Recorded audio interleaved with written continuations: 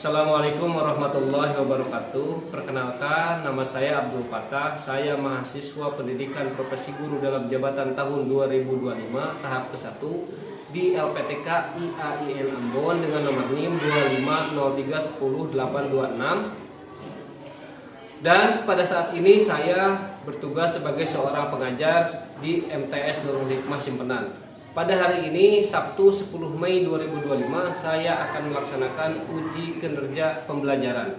Demikian, wassalamualaikum warahmatullahi wabarakatuh.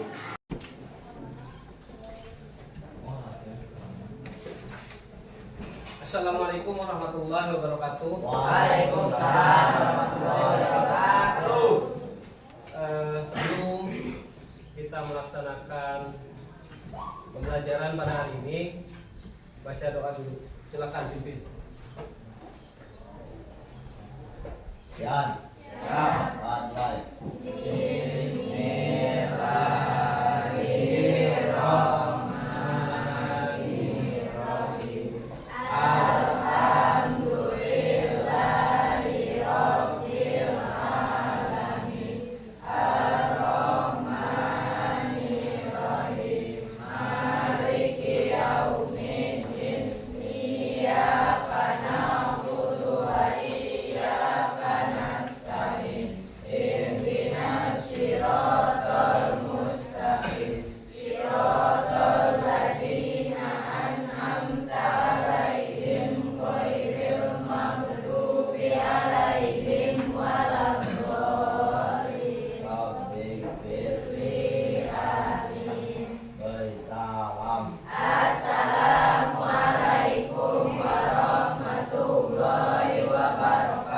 Waalaikumsalam warahmatullahi wabarakatuh. Sebelum pelajaran dimulai, Bapak absen dulu satu-satu, namanya yang hadir angkat tangan.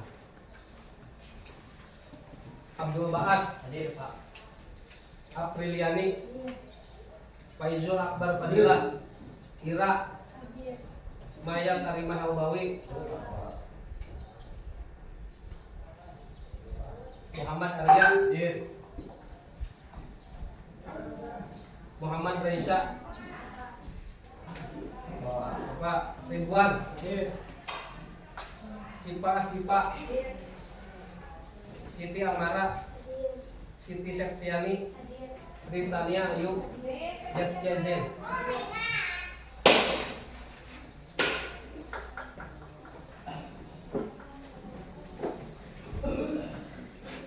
Oke, sebelum lanjut ke materi kita hari ini, apakah ada yang ingat materi minggu lalu?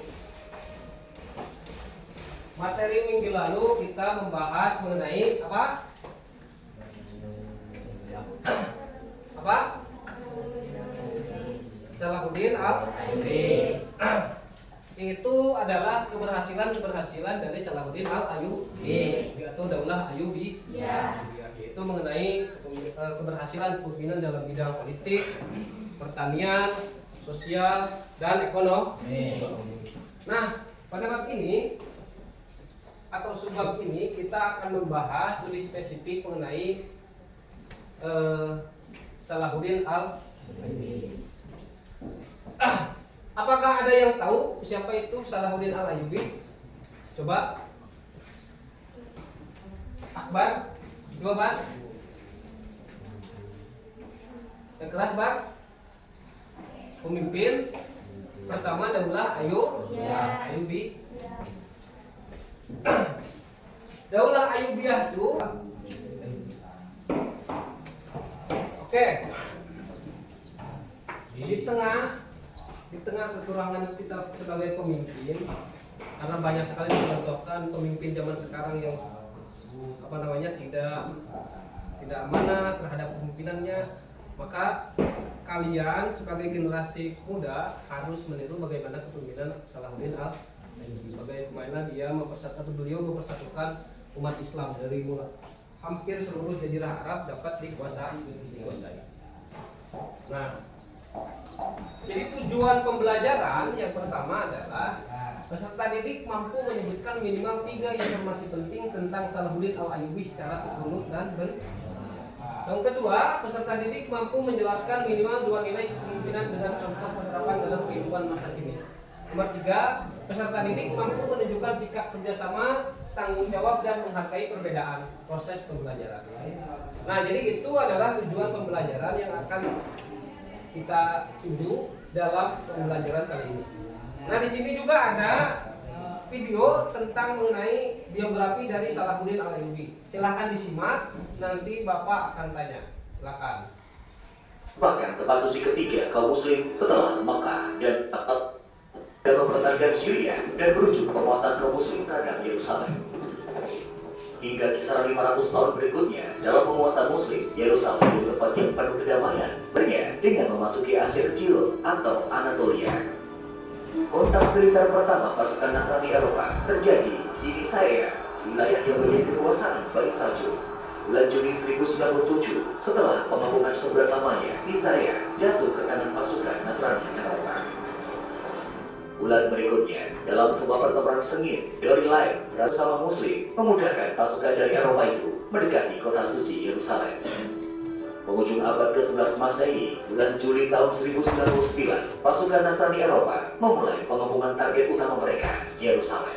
Benteng Yerusalem saat itu dipertahankan hanya dengan 1.000 pasukan Muslim dari Mesir. Pasukan Nasrani Eropa mengepung benteng Yerusalem dengan serangan tiada henti. Pertengahan bulan Juli, pasukan Nasrani Eropa berhasil menerobos benteng tersebut, kelak dikenal dengan nama Salahuddin Al-Ayyubi. Saladin, begitulah orang-orang dari barat menyebutnya. Beliau lahir di Tikrit pada tahun 1138 Masehi dengan nama Yusuf. Salahuddin berasal dari keluarga suku Kurdi yang menempati suburnya kota Tikrit di tepian sebelah barat sungai legendaris Tigris. Setahun setelah kelahirannya, ayah Salahuddin yang bernama Ayub membawa keluarganya pindah ke Damaskus, Syria. Iman Adin Atabek Zami, pemimpin Syria dari Bani Saljuk Turki, menunjuk Ayub memimpin sebuah kota kecil yang bernama Baklava tidak jauh dari Damaskus. Salahuddin kecil memulai pendidikannya di Madrasah Damaskus. Minat keilmuannya lebih ke teologi atau masalah-masalah keagamaan. Di masa perkembangan intelektual Salahuddin, Syria memiliki seorang ulama besar yang namanya berpengaruh hingga sekarang, yaitu Abdul Qadir Al-Jailani. Pembelajaran yang diterimanya dari Abdul Qadir Al-Jailani inilah yang akan banyak membentuk karakter Salahuddin di masa depan. Selain belajar di madrasah, Salahuddin remaja juga berlatih menunggang kuda, memanah, dan bela diri. Dasar-dasar ilmu kemiliteran diserap dengan baik oleh Salahuddin remaja. Ilmu kemiliteran yang dipelajari Salahuddin diperoleh dari pamannya, As-Sadin Shirkuh, seorang panglima perang Bani Saljuk. Syria menjelang masa dewasa Salahuddin dipimpin oleh Sultan Nur ad-Din Zangi. Kepemimpinan Sultan Nur ad-Din Zangi memiliki tujuan utama merebut kembali Yerusalem. Sedangkan di timur Syria, kekhalifahan Fatimiyah berada dalam kondisi menuju titik akhirnya. Tahun 1164, pemimpin Syria, Sultan Nur ad-Din, mengirimkan ekspedisi militer ke Mesir, dan pemimpin ekspedisi militer tersebut adalah As-Sadin Shirkuh. Perjalanan ke Mesir ini menjadi petualangan militer pertama bagi Salahuddin. Sang paman yang melihat bakat Salahuddin akan memberikan pengalaman militer yang menentukan di hari depannya. Penaklukan kekhalifahan Fatimiyah ini dianggap penting sebagai jalan menyatukan dunia Islam di Timur Tengah dan membuka jalan yang lebih lapang untuk merebut Yerusalem. Kekhalifahan Fatimiyah tidak mampu bertahan dan menuju kejatuhannya. Meskipun sudah jatuh, Syria tidak menghapus kekhalifahan Fatimiyah. Sultan Al-Adil, pemimpin Fatimiyah, tetap pada posisinya, namun sebatas wakil dari Syria. Sedangkan As-Sadin Shirkuh diberi kewenangan militer secara mutlak di Mesir. Salahuddin Al-Ayyubi kemudian diangkat menjadi menteri pada tahun 1169 dalam kekhalifahan Fatimiyah. Tahun 1171, Sultan Al-Adil wafat sekaligus menjadi akhir dari kekhalifahan Fatimiyah. As-Sadin Shirkuh sempat menjadi pengganti Sultan Al-Adil, namun 2 bulan berikutnya beliau wafat. Kepemimpinan di Mesir akhirnya dilanjutkan oleh Salahuddin Al-Ayyubi. Kebijakan signifikan pertama yang dilakukan oleh Salahuddin adalah mengganti kekhalifahan Fatimiyah. Tidak ada gejolak apapun yang mewarnai perubahan nama kekhalifahan ini. Perubahan yang sangat fundamental juga dilakukan, yaitu pergantian faham keagamaan Mesir dari Syiah ke Sunni. Salahuddin membangun 2 madrasah yang bermazhab Sunni untuk mengikis. Naiknya Salahuddin Al-Ayyubi di puncak kekuasaan Mesir menimbulkan ketegangan dengan Syria. Tahun 1174, di tengah-tengah ketegangan yang semakin memuncak dengan Mesir, Sultan Nur ad-Din wafat. Penggantinya adalah Sultan Ismail yang baru berusia 7 tahun. Seiring wafatnya Sultan Nur ad-Din, Salahuddin memaklumatkan kemerdekaan Mesir dari Syria.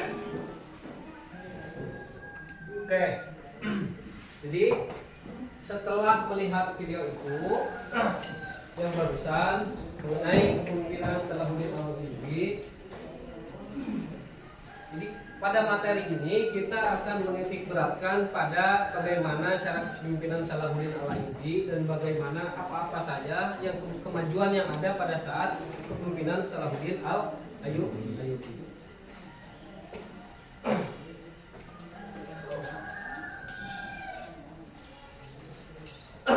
Masalah yang muncul adalah dari video dan tersebut, apa yang kalian tangkap dari video tersebut? Ini Bapak sudah membuat LKPD atau lembar kerja peserta didik. Silahkan kalian kerjakan dan kelompok sudah dibagi. Nanti hasil dari kerja kelompok kalian akan dipresentasikan per kelompok ke depan. Dan bila ada pertanyaan dari teman-teman kalian, silahkan dijawab. Nah, untuk saat ini silahkan kalian boleh isi. Ini kelompok 2, ini kelompok 3. Silahkan dikerjakan. Itu langkah-langkah cara atau cara pengerjaan LKPD telah Bapak tulis. Silahkan kalian baca dulu sebelum mengisi LKPD tersebut. Ya, silahkan.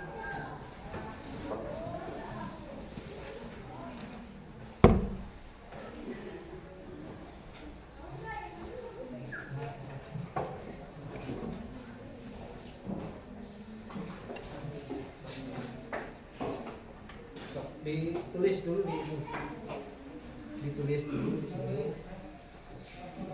Nah, di sini nanti yang tadi. Apa? Iya, boleh bisa. Bahkan ditulis ya di sana ya. Ya. Nah, boleh di sini ditulis kembali ini misalnya nomor ini. Tinggal kalian tulis. Apa? Cukup? Ya kalau nggak cukup di sini aja. Tulis di sini. Ya. Tulis di sini. Nanti buat laporan. Silakan ditulis di sini. Tapi nomornya harus jelas ya, nomor jelas. Terus lagi di LKPD kalian tulis kelompok 1, kelompok 2, kelompok 3 dan nama-nama orang yang ada di dalam kelompok kalian. Ditulis ya. Apa? Ya namanya ditulis di sini kan. Ya, di sini. Nah, di sini kelompok anggota kan ini ditulis nama-namanya ya. Itu di bagian depan ada Ya. Ya. Ini ditulis ini nama kelompok ini. Ya. Ya, silakan. Nah, itu ya. Kelompok 1, kelompok 2, kelompok 3.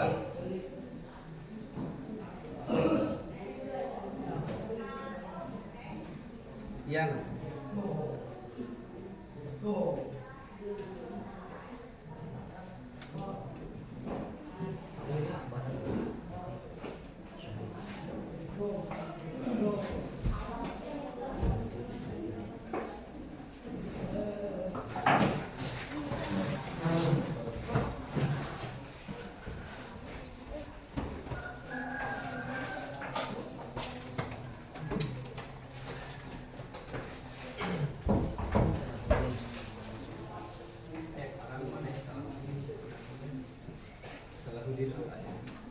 tampan dan pemberani.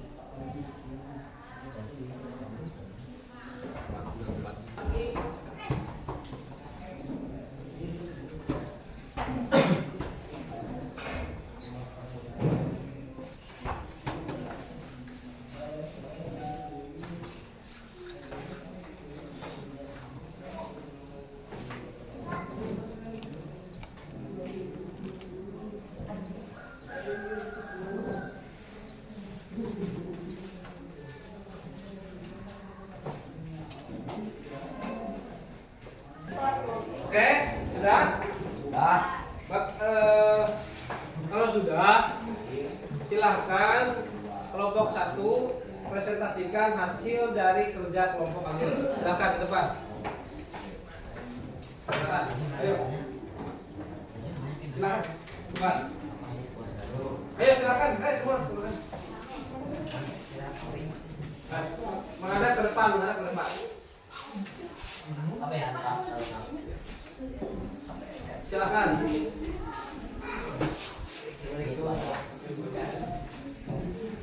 Silakan baca. Satu orang saja yang baca, satu orang. Kelompok lain dengarkan hasil dari kerja kelompok 1, oke? Dan bila mana ada yang ditanyakan, silahkan tanyakan ke kelompok 1. Dan kelompok 1 silahkan jawab pertanyaan dari teman-temannya. Oke, silahkan. Assalamualaikum warahmatullahi wabarakatuh. Waalaikumsalam warahmatullahi wabarakatuh.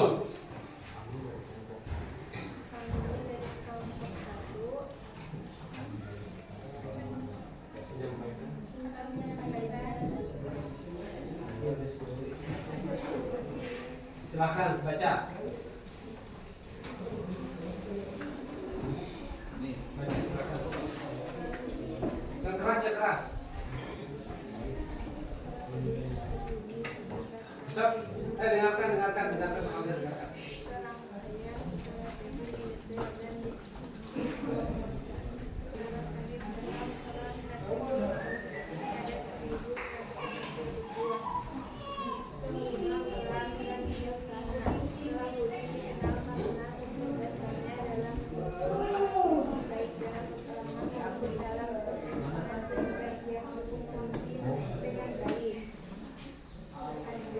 Ya, sudah.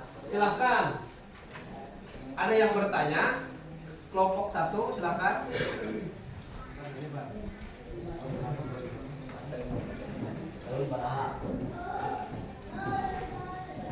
Tahun berapa? Apa bang? Tahun berapa? Baitul Maqdis dikuasai oleh kaum muslimin katanya. Tahun berapa? Tahun berapa? 1187 katanya. Nah, oke, cukup sekian. Ada yang bertanya lagi? Nah, kelompok 1 silakan duduk. Sekarang giliran kelompok 2. Silakan maju ke depan kelompok 2.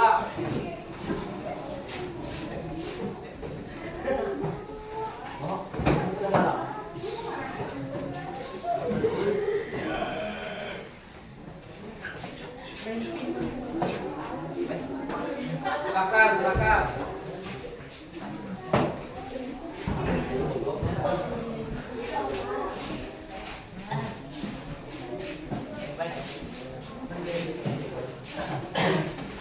Silakan yang keras, berarti yang keras. Silakan. Kelompok yang lain silakan. Kalau ada yang perlu ditanyakan, silakan tanyakan ke kelompok 2. Silakan. Yang keras. Assalamualaikum warahmatullahi wabarakatuh. Waalaikumsalam warahmatullahi wabarakatuh. Kami dari kelompok 2 akan Membacakan. hasil diskusi. Ya silakan. Dengarkan kelompok yang lain. Alhamdulillah kami membebaskan Baitul Maqdis melalui strategi militer dan diplomatik serta dengan mengedepankan nilai-nilai Islam seperti keadilan, toleransi, dan ketuhanan. Dia menyatukan berbagai wilayah Islam yang sebelumnya berselisih, mengorganisir pasukan, dan menaklukkan daerah pesisir yang menjadi jalur suplai musuh. Terus. Alhamdulillah Indonesia juga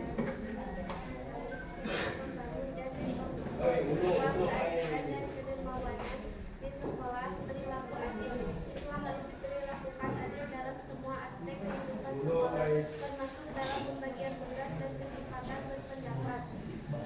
Dermawan berbagi, siswa diajarkan untuk berbagi apa yang mereka miliki, baik pengetahuan, waktu, atau sumber daya lainnya.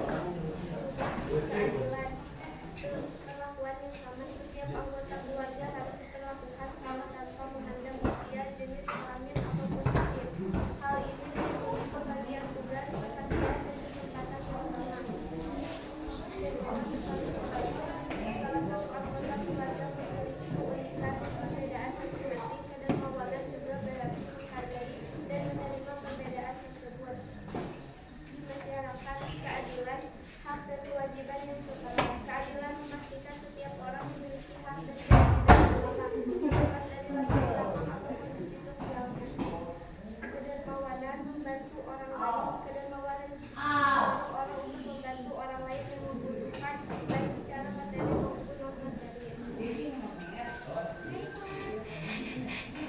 Pelajaran paling berharga dari sosok Salahuddin adalah tentang pendirian persatuan, keadilan, dan keberanian dalam menegakkan tangan. Salahuddin berhasil menyatukan umat Islam untuk merebut kembali Yerusalem, menunjukkan bahwa dengan bersama Islam kita punya kemenangan besar. Karena beliau menjadi seorang pemimpin yang adil ketika membuat diri rakyatnya dan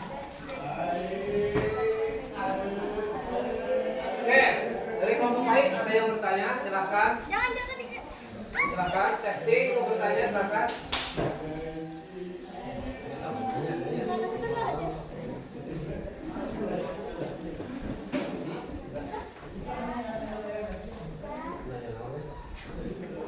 Ayo silakan.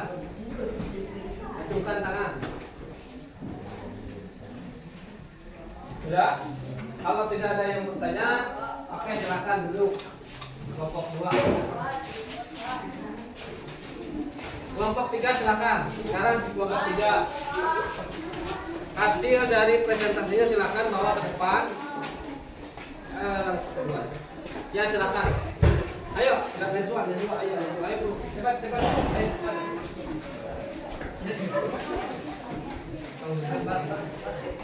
Ayo, cepat, ayo.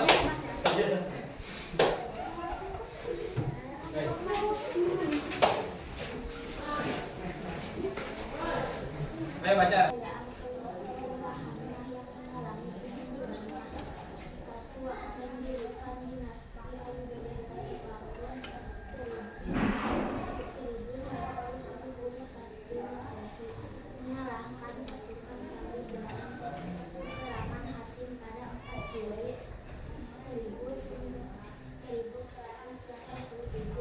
Menaklukkan kembali kota Yerusalem dari pasukan salib pada 2 Oktober 1187. Keberanian perlawanan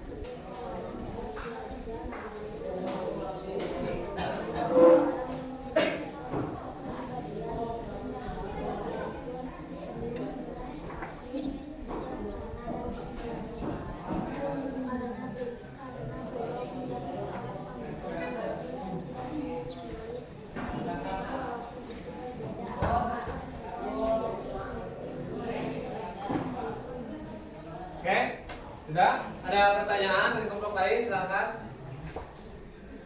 Ada? Hah? Ada? Ada gak? Ya, silakan. Kelompok 2, kelompok 3 duduk. Silakan untuk duduk. Terima kasih.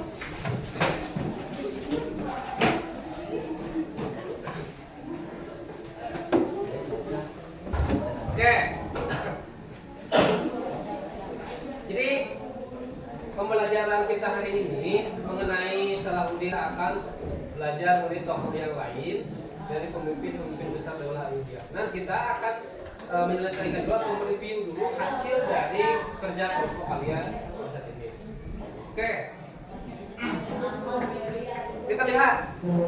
Jadi latar belakang dari Sultan Salahuddin Al-Ayyubi. Nama lengkapnya siapa? Salahuddin Yusuf Al-Ayyubi Abdul Muzaffar bin Najmuddin bin Ayyub. Jadi beliau itu masa kehidupannya antara tahun 564 sampai 589 Hijri. Asal bangsa Kurdiri dan pendiri Daulah Ayyubi. Nah, latar belakangnya kelahiran Benteng Tikrit, ayahnya namanya Najmuddin, ayahnya menjadi gubernur Baalbek dan pembantu Raja Surya Nuruddin Mahmud. Pendiri awal sastra itu kalam, hafal Al-Quran. Cita-cita awalnya menjadi ulama. Jadi cita-cita awal dari Salahuddin Al-Ayyubi ini adalah menjadi seorang ulama. Nah, jadi bagus sebenarnya cita-cita dari kecil sudah bercita-cita ingin menjadi ulama, tapi takdir yang berkehendak beliau menjadi seorang pemimpin yang besar di Daulah Ayyubi. Dia sekaligus pendiri dari Daulah Ayyubiyah. Strategi dan politik dewasa muda. Nomor kedua, melanjutkan pendidikan teologi Sunni di Damaskus selama 10 tahun. Tumbuh dalam lingkungan agamis dan satria. Nomor selanjutnya, terakhir, karakter kuat, rendah hati, santun, penuh belas kasih. Nah, ini adalah contoh-contoh pemimpin yang dirindukan umat saat ini. Kuat, rendah hati, santun, dan belah kasih. Pelajaran yang bisa diambil dari belas kasih Salahuddin Al-Ayyubi ini adalah ketika pembebasan Baitul Maqdis yang notabene asalnya dikuasai oleh orang-orang Romawi, yang notabene beragama Kristen, ketika Baitul Maqdis sudah dikuasai oleh Salahuddin Al-Ayyubi, gimana perlakuan Salahuddin Al-Ayyubi terhadap masyarakat Baitul Maqdis pada saat itu? Mereka dibiarkan untuk hidup di Yerusalem, dibebaskan mereka menganut ajaran masing-masing.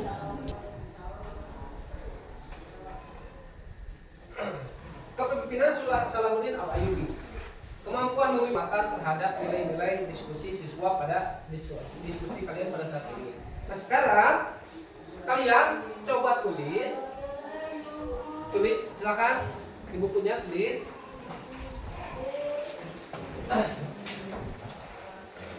Dan catat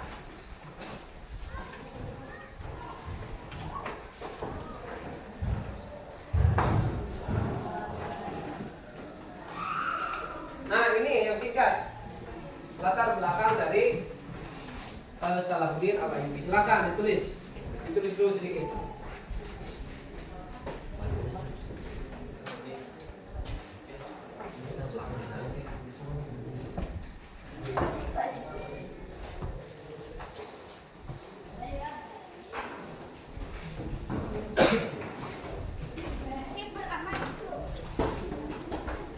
Silakan tulis. Kelihatan? Kelihatan nggak? Sudah? Untuk sudah? Untuk minggu depan PR kalian buat bisa diambil dari sumbernya internet ataupun majalah atau koran, karikatur dari Sultan. Silakan bukunya dimasukkan ke dalam ya, dalam tas.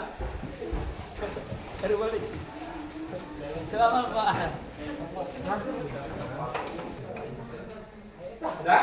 Bukan? Siapkan. Silakan baca doa. Ya.